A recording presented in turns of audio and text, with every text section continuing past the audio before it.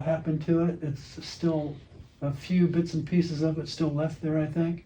They might think about recreating it or something, be very difficult. But Robinson Jeffers, the poet that built out on Carmel Point, early poet here, very famous person back at the turn of the century. Poets aren't so famous as they were back then, but when celebrities would come to Carmel back in the 19-teens and 20s, they'd want to go visit Robinson Jeffers, go sit in his house and play his piano and visit with him. George Gershwin, Albert Einstein visited Robinson Jeffers. But when he first came to Carmel, he and his wife lived in this cottage. Moved to another house and then built the place out on the point. My godmother, the sister of the one that was the head nurse barbicanist, and she was the Morse's secretary. And my aunt lived in this house one summer when they were in their early 20s, just for a summer when they were visiting. I can fill that one in. You can switch on next. Another disappeared house that was on Scenic. Of course, property values down there are rather high these days, so somebody built a new house on that property. Again, let's go next one. This one, I saw a for sale sign out in front, or maybe it was a permit sign, and I said, this house is going to disappear. I thought it might. And so I did a drawing of it and came back about 3 weeks later and it was scraped. But I love these old houses. This is really like the house that I grew up in, single wall redwood construction. You don't know what that is. A lot of these houses are just single redwood boards tilted up. And there's no insulation except for the tar paper and shingles on the outside. But I grew up in one. I survived. I love them. They can be a bit difficult for a modern person to live in, but a lot of people take these houses, maybe build off the back or second story on the back, and they preserve the streetscape, which I appreciate, and then still have a modern lifestyle in the building that they live in daily. So just to be sure, I heard what you said. You literally saw did this 3 weeks before it was torn down? Yeah. And I have another drawing. I couldn't find it. I have it somewhere. I probably went right by it, but same thing. This other building, a 2-story redwood house in the middle of the golden rectangle. I went by it one day and there's some construction guys standing around looking at it. So I said, what's going on? And they said, we're going to tear it down tomorrow. So I came the next morning, got there at about 8:30.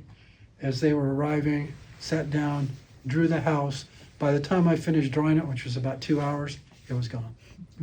But I couldn't find that drawing. But same thing with this one. It's got the horizontal boards below the waist of the house. And a lot of times that indicates it's a M.J. Murphy house who built like 300 structures in Carmel. So that's sort of a tip sometimes. You think, well, that's probably by M.J. Murphy. I don't know if it was. But it's so typical with the big oak tree and then the little garage out front. And had the Volkswagen bug, had to put that one in. Let's go on the next one. And this looks like an old couple to me. I loved this garage. Again, I love these things, like a falling down fence and old stuff in Carmel. I just love it. This one, I just thought it was just such a terrific building with the 2 different types of doors on it. Probably built that one and then added that one on or vice versa. And again, torn down. Now there's a very modern house built on that double lot. I think it's a double lot. It's a pretty big lot. And that's on the 7th or 8th. Probably around Camino Real or something like that. We go to the next one. Down on, I think, Carmelo and 13th, a couple friends of mine lived here, the Cross family. I don't know if you probably know Martin Cross. The house was called Cross Trails. You know how we have house names here. This was called Cross Trails. Well, I thought it was his family that named it Cross Trails. The name was Cross, but he told me that when it was originally built, at this spot in Carmel, there were trails that crossed. And they weren't even human trails, they were animal trails. But it was so obvious what was going on that when they built the house, they named it after that intersection that the animals used to use, Cross Trails. Again, torn down and a new house built on the lot. Go on the next guy. Casa Laiolo. This one was torn down recently, but I've been watching them rebuild on the same lot, and it's taking the same shape. They went all the way down. They probably kept one wall or something, you know, and then they went underneath it. They went way down, you know how they'll dig under the buildings now and create space underneath, underground. So they went way down on this, but now the form's going up, and you can see the envelope because the siding's, not the siding, but the framework, and then the, I don't know, plywood or whatever paneling's on the side. And it's pretty much in the same exact shape, I think. Might be a little bigger, I don't know. And then, of course, when you look at it from scenic, this upstairs, this is San Antonio in front, so it's just a block to the water. The far side of this building, you're not looking at the back of any houses, you just got a whole view of the whole bay from up there. And I noticed they've got some really nice big windows on that second story. They had windows, but not like this, so same envelope maybe, but it's gonna be a different building, and it's fully, at least gives a nod to the old structure. Okay, next one. I can't really see this that well, but I did like this house. This is probably about a 1950s house, right at Carmel Point. I don't mean the far point, but the actual Carmel Point, just past the Frank Lloyd Wright house, right on that corner there. And there was I think it looked like a post-World War II house, but very nice, very kind of simply laid out, beautiful views. And it was torn down, and then it was an empty lot there for a long time. The people that own the house next door own the lot, and they kept it for picnics and stuff. Well, that's nice. But I think they got an ultimatum that if they didn't build soon, they couldn't, or something like that, so they decided to go ahead and build. And they did build a nice house. It's a beautiful house that they built. Go ahead on the next one. Not the most beautiful house or anything in the world, but this building is gone as well. This one, I don't know if you remember this. It's hard to remember what was on a lot after they get torn down. All they gotta go, oh, they're gonna tear that down. I come back a week later, what did it look like? I can't even remember. This is by the post office, Pastor's Pit. It's not really Pastor's Pit. Yeah. It's the Drapers and the Lighting's Pit, but now the pastor owns it. It's Pastor's Pit. And he's gonna fill it in. You probably heard all about the things they've gone through to build on that property again. But this was what was there before. Not that terrific of a beauty, really. Nicholas Bogosian had his gallery on the corner, though. I like Nicholas a lot. And when he got kicked out, I was kind of sad for him. He didn't really want to leave, but they wanted to tear the place down, and so it's been sitting there for how many years now? I wish he could have been in there painting all that time. Is that the one with go downstairs and go to Accaoni restaurant downstairs? Yeah, they had a downstairs restaurant. Which was really unusual, and I'm not surprised they had trouble doing business. You couldn't even see the restaurant. It was just like a stairway we disappeared. love that one. It used to flood all the time. Yeah, and they're gonna have parking underneath now. And then they'll have a level of commercial and then residential up above. And there's also a walkthrough on this property, you know, our secret walkways or hidden walkways or whatever you want to call them. They were going to close it off, of course, and the city said, you've got to keep that in the plan, so you'll still be able to zip through the block there. So that'll be good to know that little secret as it comes along. We got any more? I can't remember. I think we did. Well, out on Odello's artichoke fields.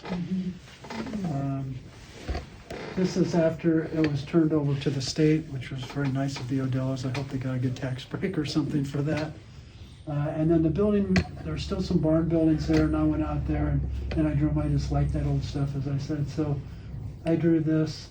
I think it partially might be there. I've seen they put some fencing up and done a few odds and ends, so it might still be there, but still the whole artichoke operation down there is gone. So we can go to the next one too. Pebble Beach. The stables out in Pebble Beach. I don't know if I think they've torn this down now. Yeah. I think, yeah, it's all raised. What a quaint place. I went to RLS, Robert Louis Stevenson School, in the summer, a couple summers. My mom was a nurse, needed to do something with the boys. And we'll send them out to RLS. My grandmother knew Rickless, who ran the school, so we kind of slid in. I was the youngest kid there, but since I had a big brother to tow me around, I got admitted. And kept busy out there, and we'd ride horses. And back then in Pebble Beach, you could hop on a horse and just ride all over the place. Of course, they give me this great big huge horse. I was like 7 or 8 or something. It was a retired racehorse, so I'd cough and take off running. I'd run past the line, past the head rider, and he'd go, "Wait a minute, come back!" And he'd have to gallop after me and catch me. I loved it though. When they're galloping, they're very smooth. When they're walking, I'm about to fall off. Anyway, a lot of great memories for a lot of local people out there at the stables. So I thought I'd better draw that one too. Fort Ord. All these barracks, huge cypress trees, absolutely beautiful. I used to kind of walk around in there and look at all the abandoned stuff and had to do a drawing. Graffiti on the buildings.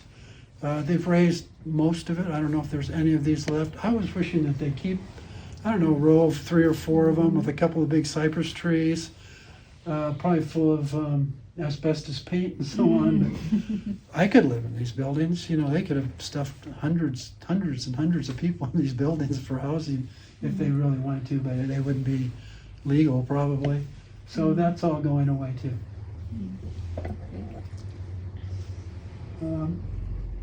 This is a building that was across from the Butterfly House on Carmel Point. Yeah. Absolutely beautiful building. I love this building. All Carmel stone, the tower. The front steps here are still there. It's a double lot, and so all the house was torn down.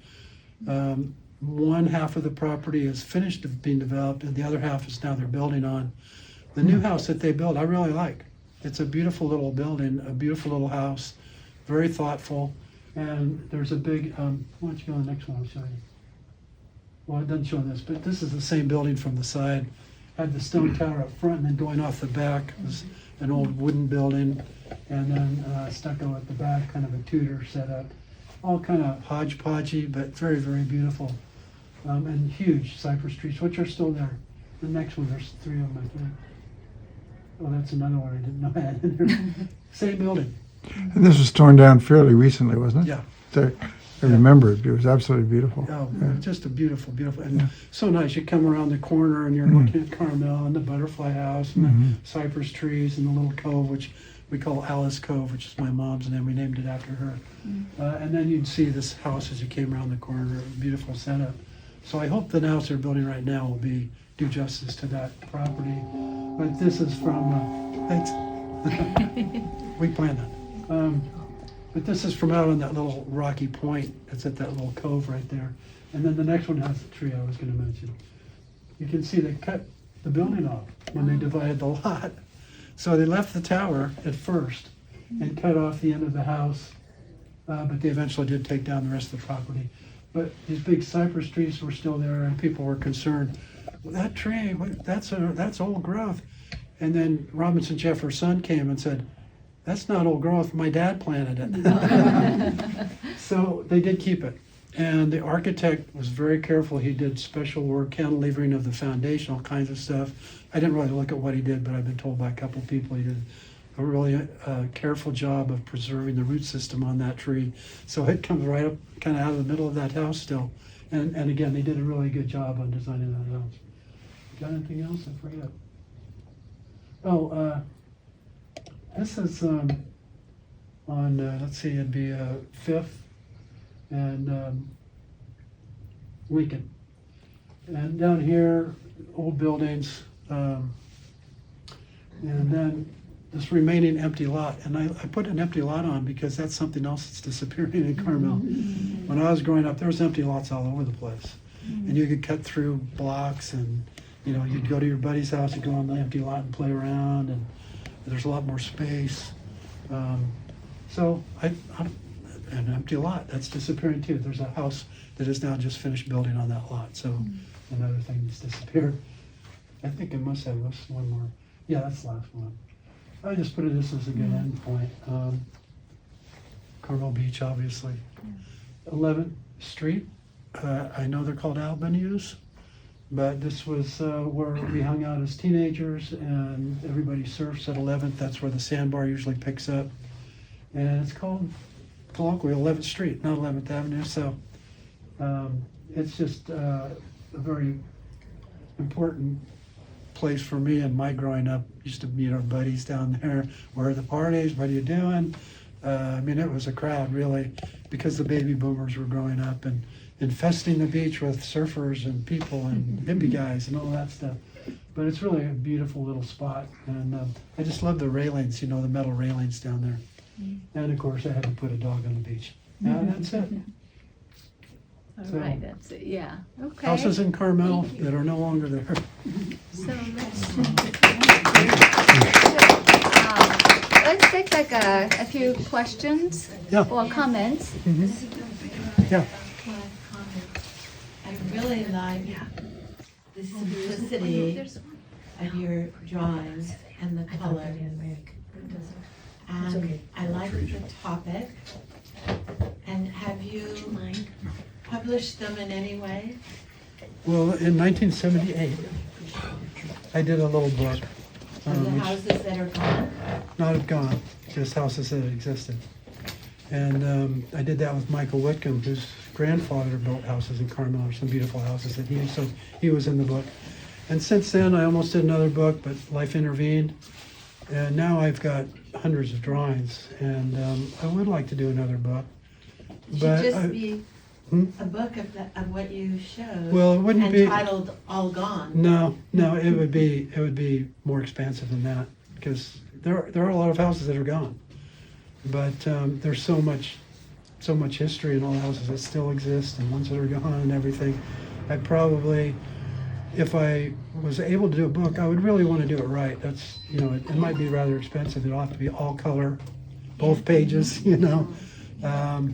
So I don't know, but I probably wouldn't do it just of the ones that are gone. I also have been, I haven't been working on it lately, but when I was traveling around the country, I was drawing tree houses. And not so much tree houses that were professionally built, but the ones kids would build. Because I'd be going, I go, look at that thing, what is that? And it'd be this crazy little tree house. So I was kind of collecting those. And I thought, well, that would make a nice book. But I had a couple dozen drawings. And a friend of mine who's a designer put together a little 8-page book of them. It was so beautiful, But to publish is expensive and difficult, and you have to be really ambitious and have a little pocket money. So would like to do it, but haven't. You can talk to Joe about it. Huh? You can talk to Joe, he's Okay, I'll talk to Bill. professional, the publisher. Any other questions, comments? No? Jenny? Okay, I guess we haven't done proper We have whoosh, to do so whoosh. let's do whoosh. 1, 2, 3, whoosh. Go ahead. I'm going to sit because I'm older than Kelley. I'm 83, and I was born and raised in Carmel. Trying to think of what to talk about today was a bit of a challenge, and I said, oh, well, it'll come to me when I get here.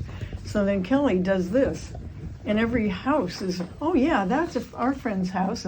Jimmy Hopper, he was on the first football team. He was the quarterback on the football team at Cal that stole the Stanford Axe for the first time.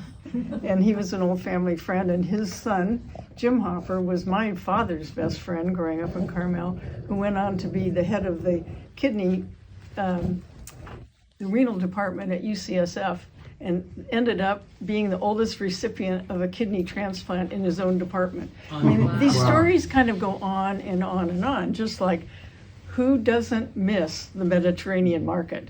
Who doesn't smell the smell every time you go past that furniture store in your mind? So thanks very much, Edie, for having me here today. I was with some trepidation that I came, but I figured I follow in my mother's footsteps and my father's. She could speak extemporaneously about anything beautifully. I can't do that.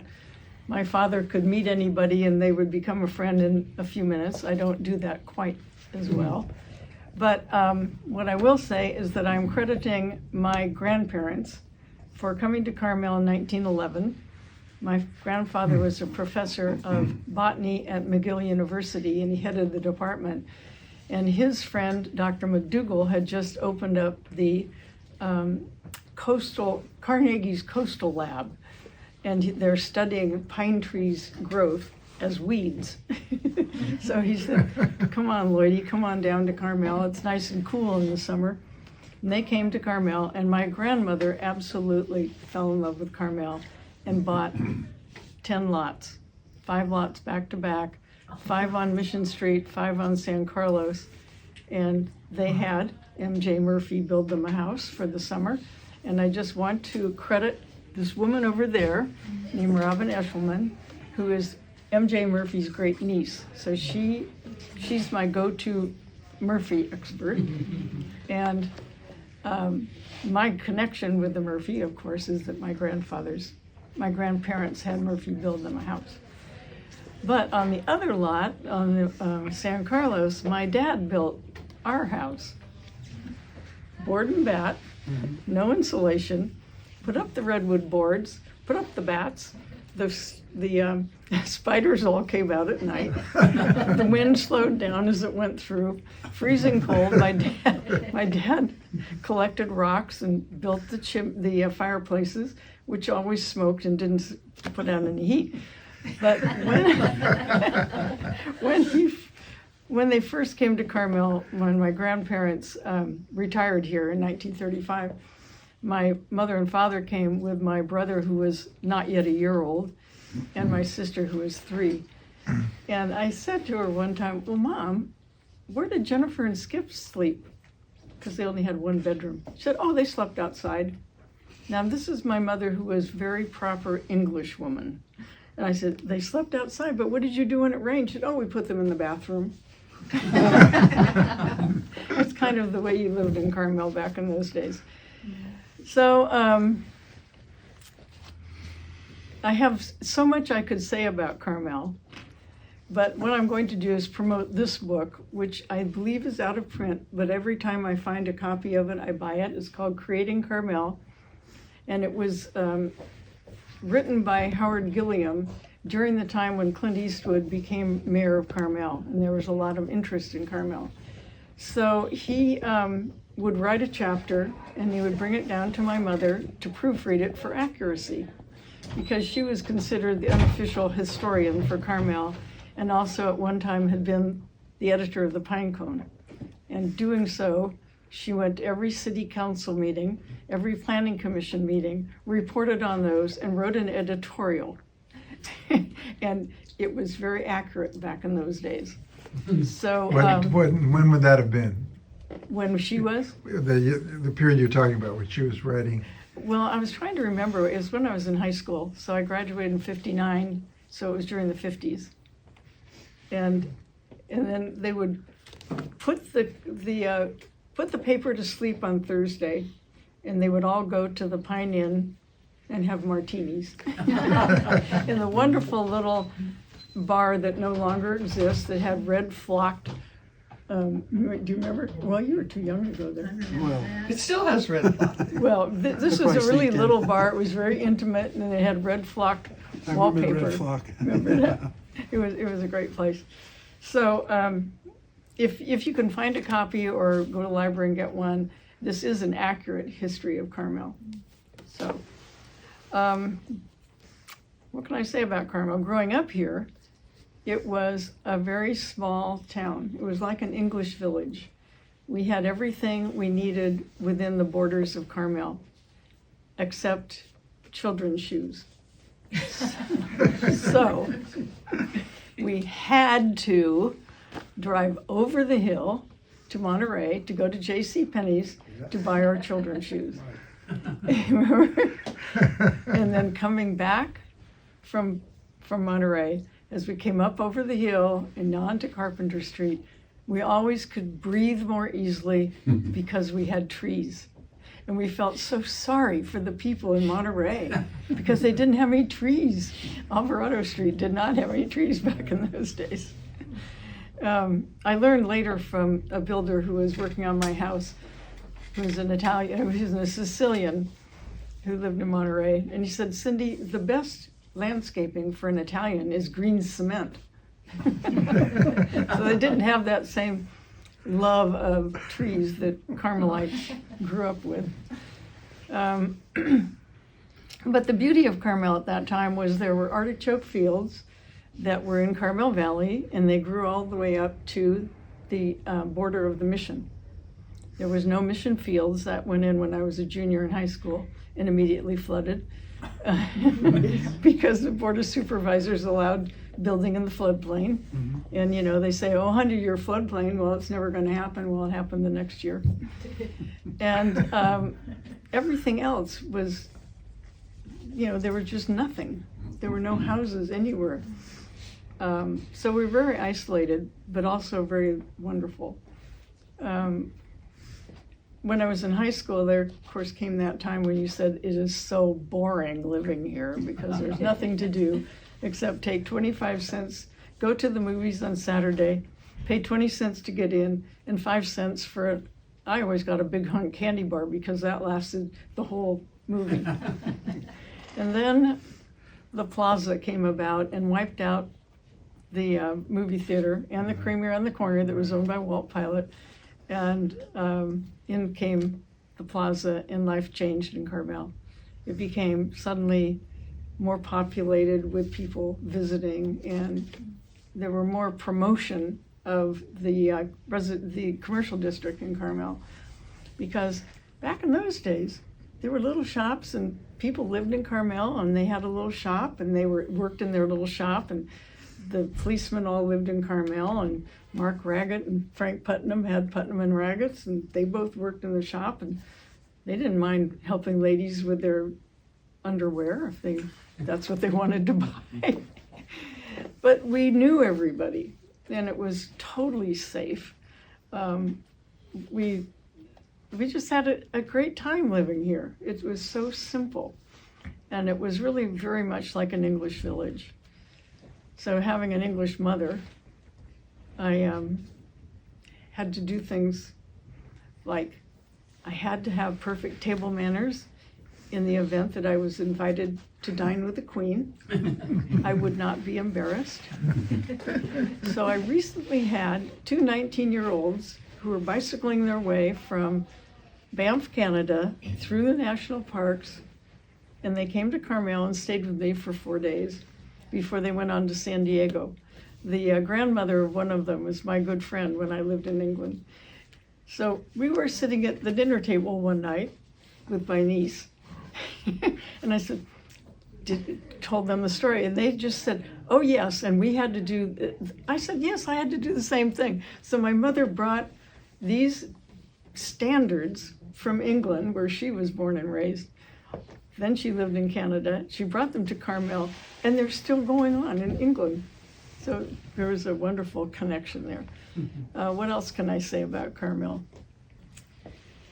It was, yes. Could you talk about Devendorf? About Devendorf? Devendorf. Well, I can't talk about him a whole lot in that I didn't ever know him.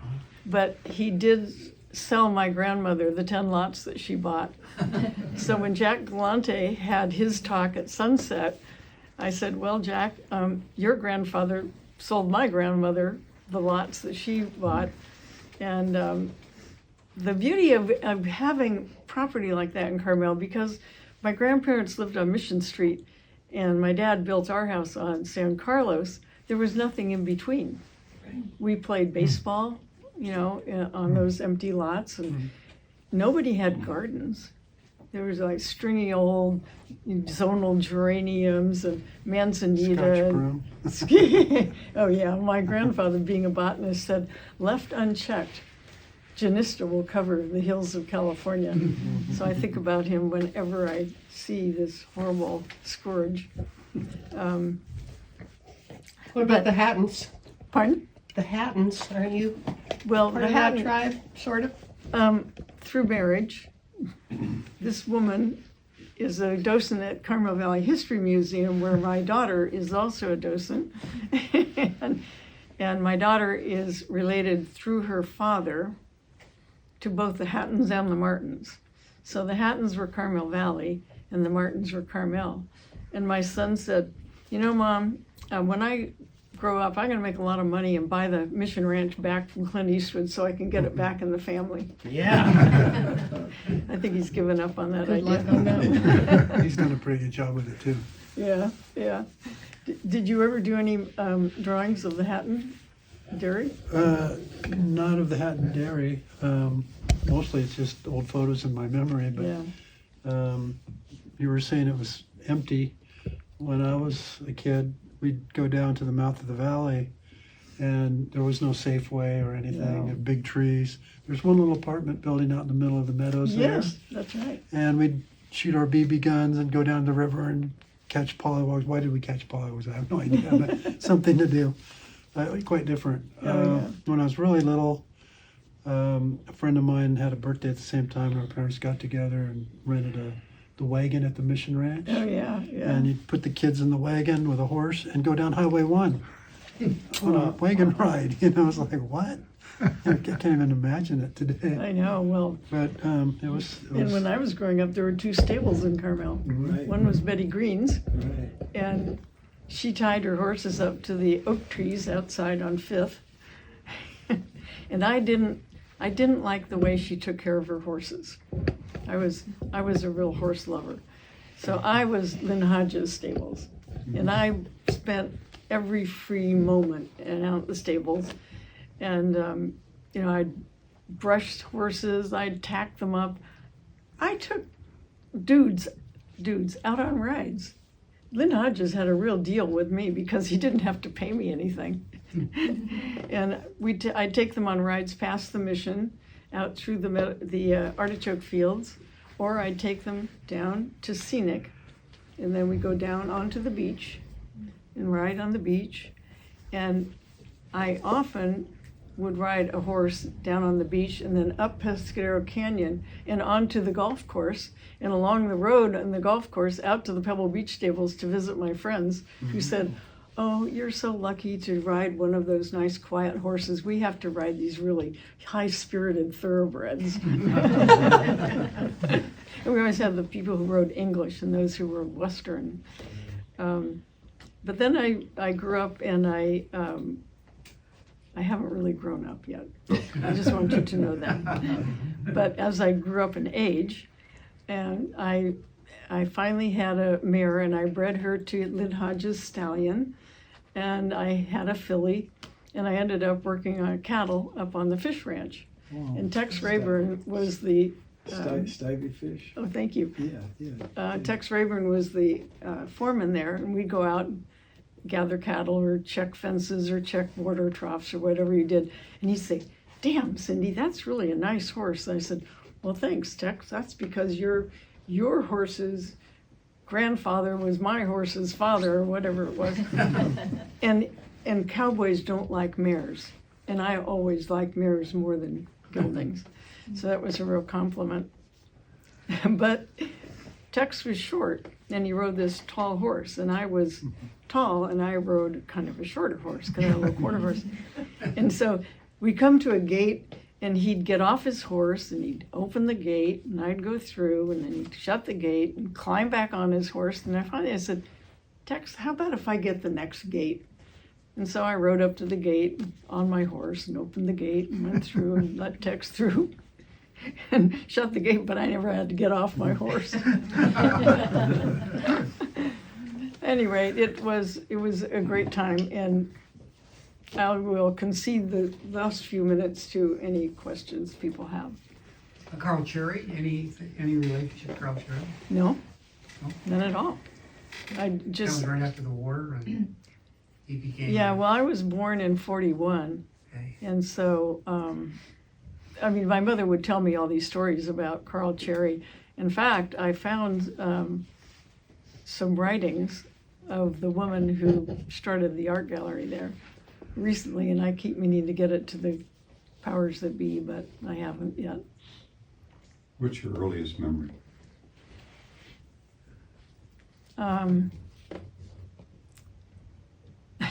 It wasn't about Carmel. What's your earliest memory about Carmel? Well, I'm going to tell you the earliest memory because it's kind of interesting. Between the ages of 1 and 2, we moved to Mill Valley, and my dad worked in the shipyards in Sausalito, and that's where he became an electrician, even though he graduated from McGill with a degree in journalism and worked in journalism around here. But my earliest memory was because he worked the night shift, he would come home and I would take a nap with him in the afternoon. And he told me that he built the Golden Gate Bridge for me. Just want you to know, I believe that. Oh, I'll tell you another thing. This is a family story. But my dad absolutely loved not Carmel Beach so much as what we called River Beach. And there was a big house there that was the Stewart's house, and the cove below was Stewart's Cove. But my dad would take out blankets and put them out in the cove on Saturday morning, and the tourists would come down the stairs and they'd look and see that it was all taken, and they'd go over there. And then Daddy's friends would come and they'd say, oh, come on over. Well, he developed this whole beach crowd. In our family, it's called Frank's Beach. I call it Daddy's Beach, but it was Frank's Beach. My daughter, my niece, didn't know it wasn't Frank's Beach until they were in high school. So anyway, that's about it. Oh, I'll tell you one more story. My father was an extrovert and a real character. He had when he died, he was the mayor pro tem of Carmel, and so the city council put a bench down on the point for him.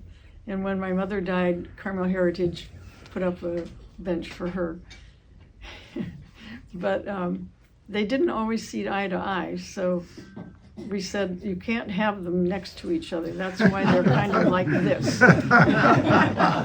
So it's where the bathrooms are, and the new bathroom, the $1 million bathroom. I've seen it. There's Yeah. a plaque or something. Yeah, and so there's a stone with a granite plaque. And when my dad died, Maya Miyamoto worked for the city, and he wanted to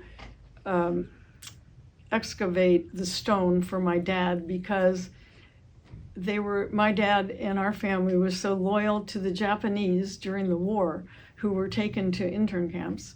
And the Miyamoto family grew up in Carmel Valley and had all the vegetables, and just a wonderful, wonderful family. So I think of Maya.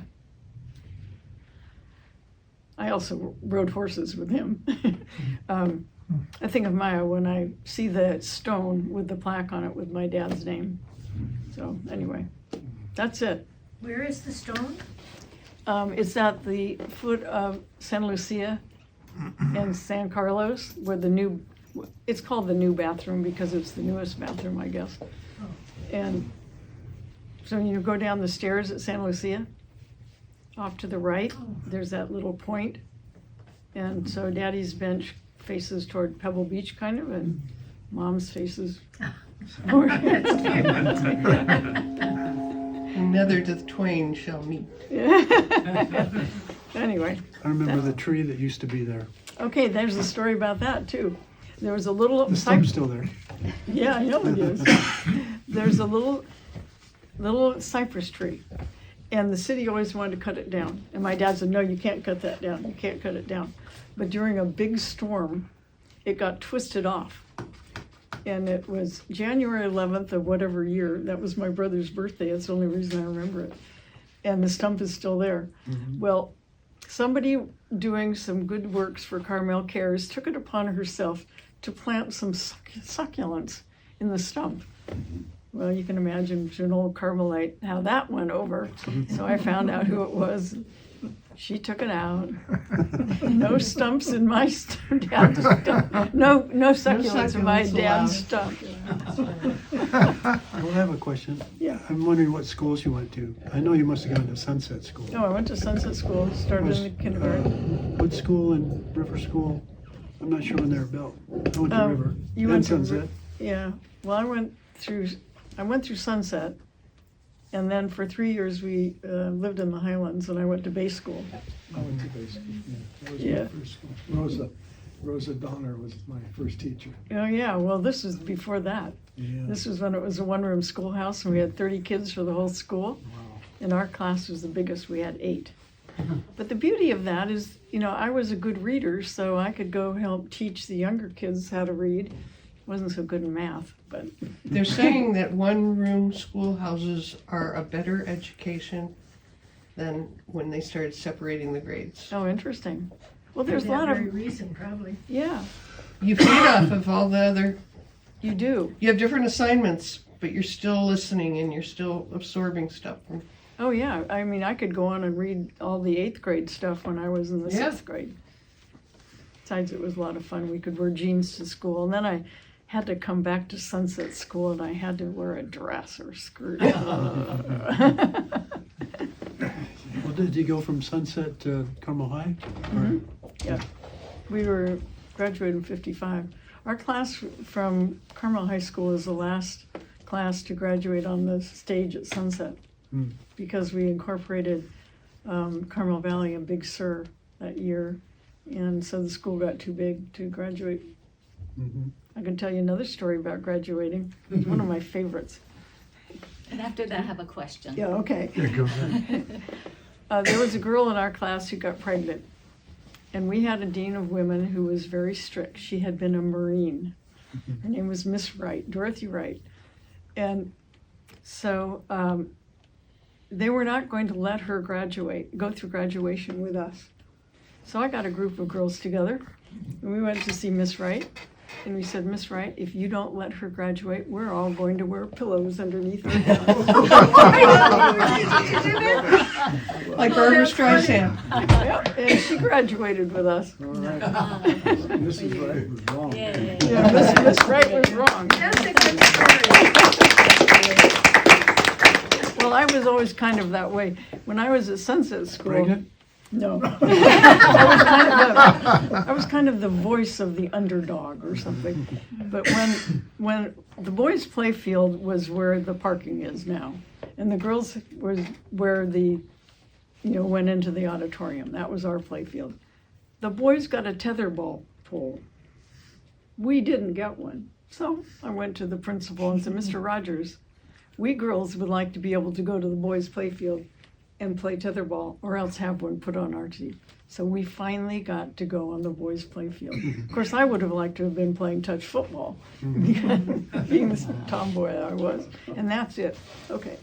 Okay, so my question is, already I got some comments on this one. So up here, I think this is above Carmel Classics T-shirt store. And I believe that's the Ocean and Dolores. Is that right? The bank right. building Right. used to be bank building.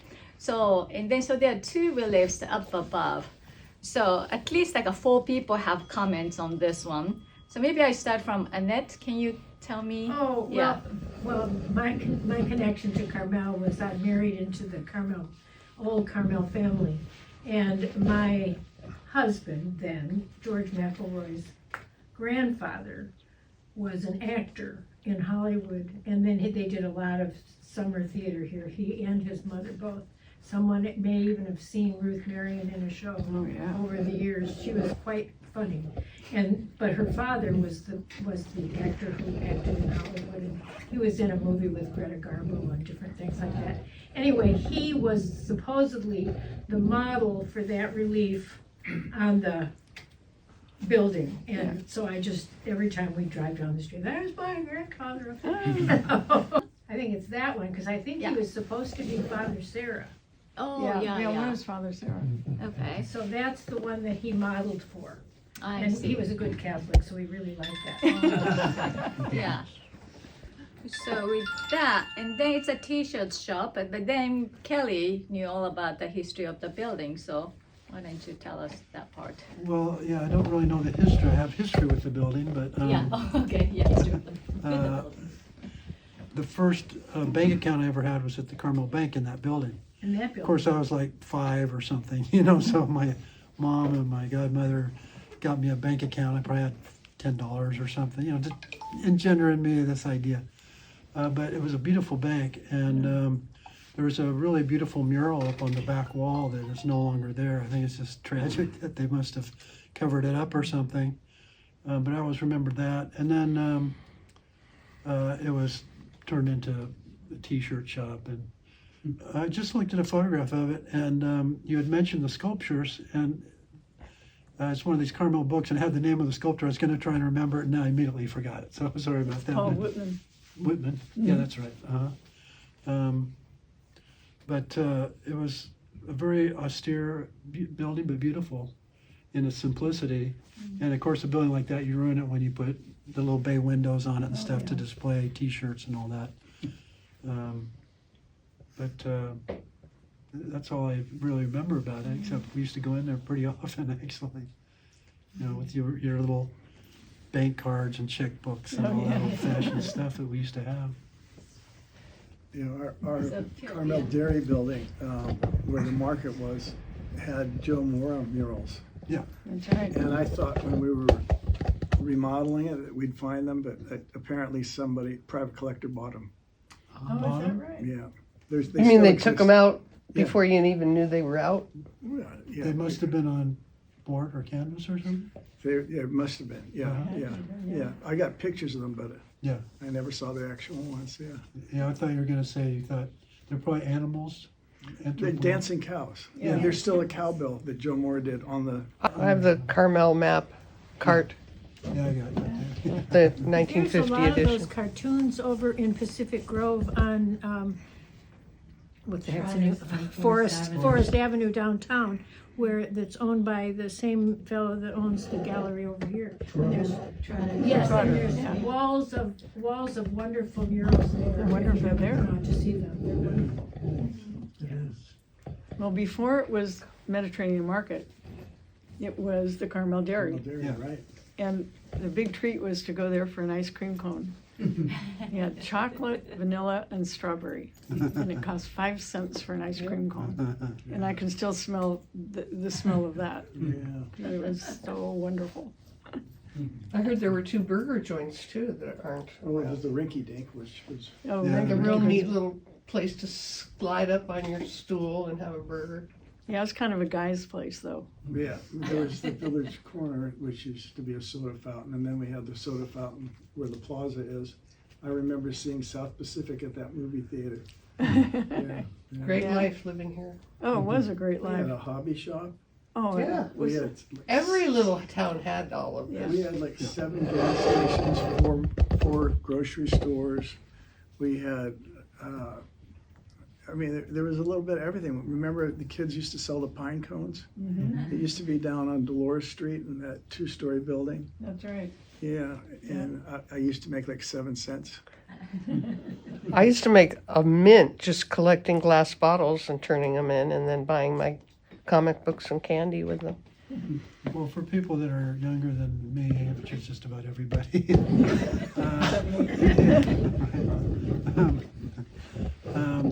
it was a small town, but everywhere in America was small towns. Yeah.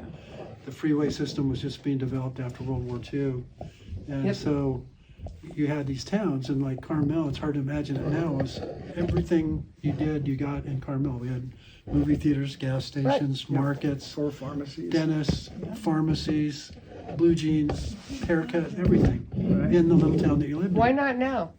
Because of the freeways and the malls and the expansion of the economy. They took the business away, but I think people prefer the old way. Well, You can't force it. No, The you city can't. tried to. They tried to keep resident-oriented service businesses in Carmel, but Oh, you yeah. can't legislate certain things. So Yeah. it's got to be economically viable, and it just wasn't. So There aren't kids to go to a soda fountain anymore. Well, they used to say it's for newlywed, nearly dead, and overfed. yep. Palm Springs too. Not anymore. So I think we need a proper whoosh for. Yes, indeed. All right. Well, thank you. Whoosh. I got Steele, you had the comments about t-shirt shop. That was you, right? Yeah. Yeah, tell us about the bank building turned into t-shirts Well- and then what happened? There was a big hoopla about we have too many t-shirt shops, you know.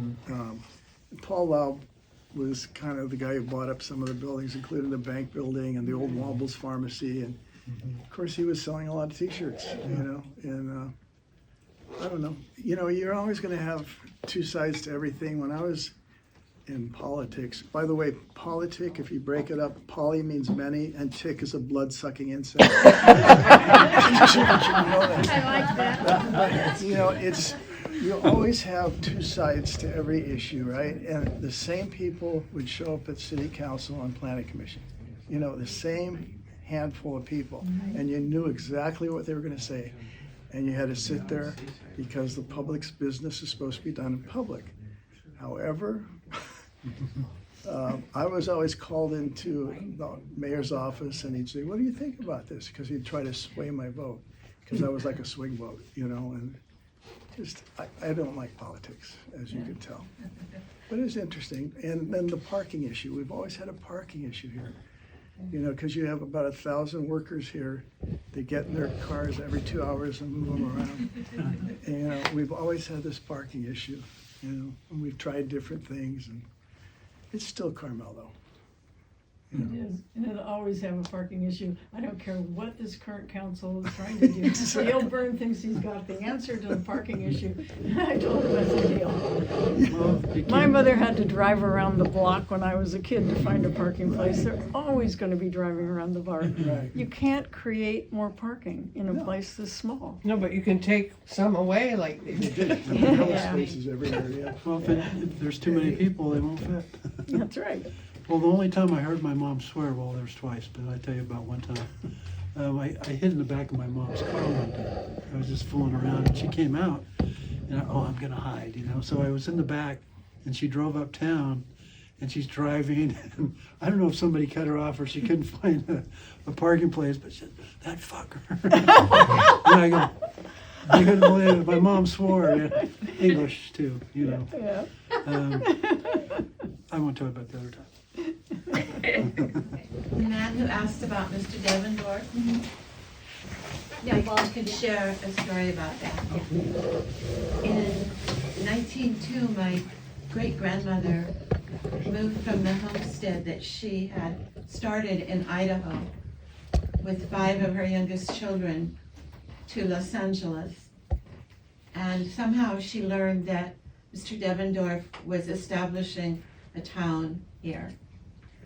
She came up to Carmel on the train with her son, Michael Murphy, who was 17, and her youngest child, Aunt Myrtle, who was a brat, leaving the other 3 sisters in Los Angeles.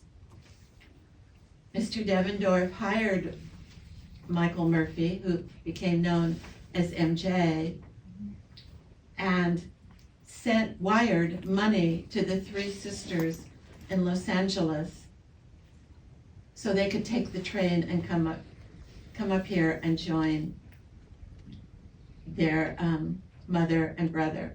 And they lived in a tent while young MJ built a house. The first Murphy, and Joe has the second Murphy. That's one story. Amazing.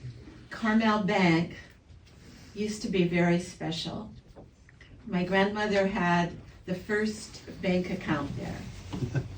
And when we bought our first house, a little house in Pacific Grove for $11,800, she walked with me into the bank, and I had a cousin who worked there and an aunt. We walked in and we walked out with, my grandmother helped us buy the house, put down half the cost of the house, which I had no idea she was going to do. We walked out with a little bank book and the papers for a new house. That's how easy it was to get a loan back then. And that was at Carmel Bank, that wonderful bank that you like it. Could I mention a footnote about Devendorf? Pardon? Could I mention a footnote on Devendorf? Yeah. Jack Galante is the son of Devendorf. Grandson, I think. I think Jack's a grandson. Grandson, okay. Yeah. And Devendorf created a book. I don't know if you've seen the book. It's like 4 inches thick. And it has every single invoice, every single letter, every single wire. It's just a almost minute by minute memorial of his life. Wow. It's just extraordinary. And Jack's mother, I think, or his grandmother, was a concert pianist. And he lived in San Francisco, and they started the Alexander Quartet. And Jack has mentioned that has had dinner with every one of the the world's greatest musicians in with his mom and being a concert pianist. Just extraordinary. Do you know where that book is? It's in a library, and also if you go down to the Galante wine tasting room, Jack has a copy there. I have a story that intersects M.J. Murphy and art. And I don't even know if you remember this, but so I came to Carmel in 1983 to look for a house to buy. We lived in Silicon Valley until 2020, but we looked at every single house was for sale in March of 1983. And I made a spreadsheet of the 5 I liked. My late wife said, we're gonna buy the little house on Dolores. I said, didn't even make the cut. I hate that house. It's pink, it's hideous, has yellow shag carpeting. She said, it's in the right spot. It's an easy walk into town. It's right across the street from All Saints Church. That's the one.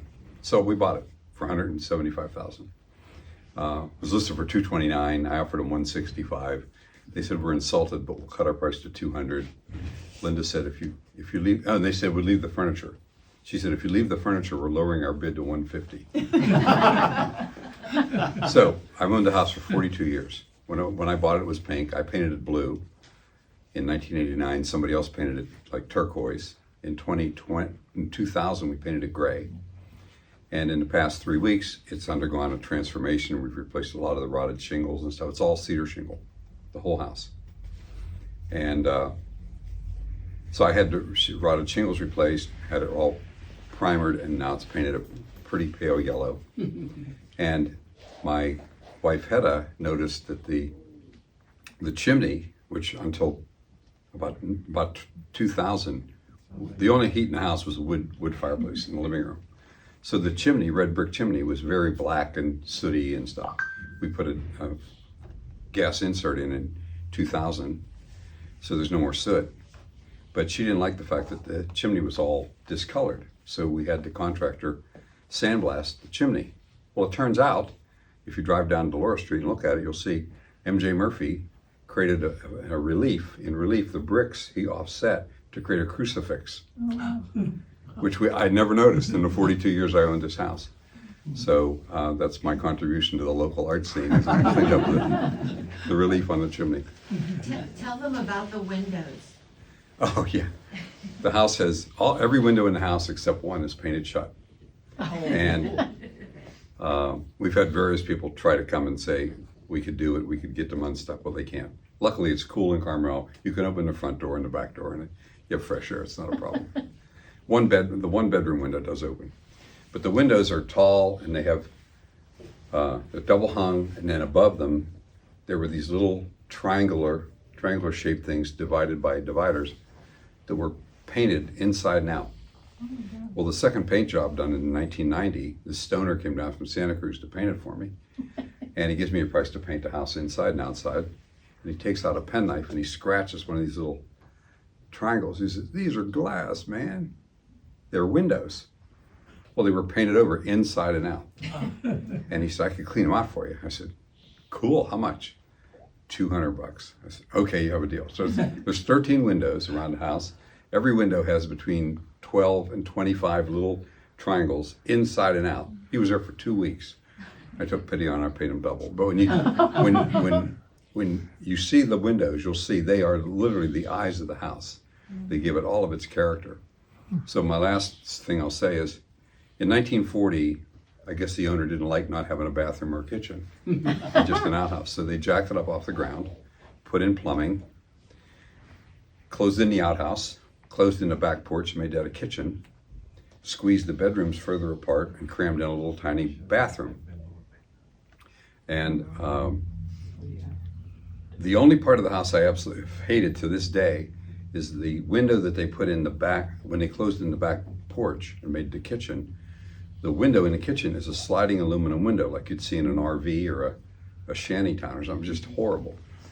So the contractor, I was complaining about this, and I said, could you do anything about that? So he found a guy in Monterey who, as we speak, is crafting a replica of the other windows the same exact design with the little tiny triangles. We won't paint them over. And he's gonna cut out that sliding window and put in a window that looks correct. And no, I didn't get a permit. First of all, the shingles, I didn't change anything. Every single shingle is where the old shingle was. And on the backside, it was not visible from the street, so it's nobody's damn business what I did to the backside of my house. So, What kind of with all roof due do you respect. have? What kind of roof do you have? It's a 4-way pitch roof, and we just replaced it. I replaced it last fall. What happened was the house was named Twin Cypress when I bought it. It's now named The Little House. That's a different story. And the neighbor last September said that cypress trees are knocking the wires around. You need to thin them out. They're just like 1 inch inside the property line, so I have to pay for that. So I had them thinned out. And I asked the contractor, when you're up there, check out the roof. Haven't been up there for a long time. I don't go up on the roof anymore. I'm 82. So he comes down, he had pictures on his phone. He said, you don't need a new roof. You need a tarp. And he took a picture. You could see right down into the little laundry room. Oh my gosh. He said, how old is that roof? I said, it's not that old. I did it in 1988. He said, that's 36 years ago. So the original, when I bought the house, the roof was still the original cedar shingles. So I put a asphalt shingle roof on it. And then this roof is the presidential style asphalt shingle. So, but it's the same shape. When Murphy 1 was moved, it had been originally a 4-way pitch roof. It's the same roof. But it got changed to this, which is 2-way. Now they've put it back to 4-way. It was, David Birch did that. Mm-hmm. That was What year did they move it from where, San Carlos Street? 89, I thought it 90, was 92. 92. not 92. No, it's not. 89? Yeah, it was, It's on, there's a Sixth concrete and block Lincoln. building right down here.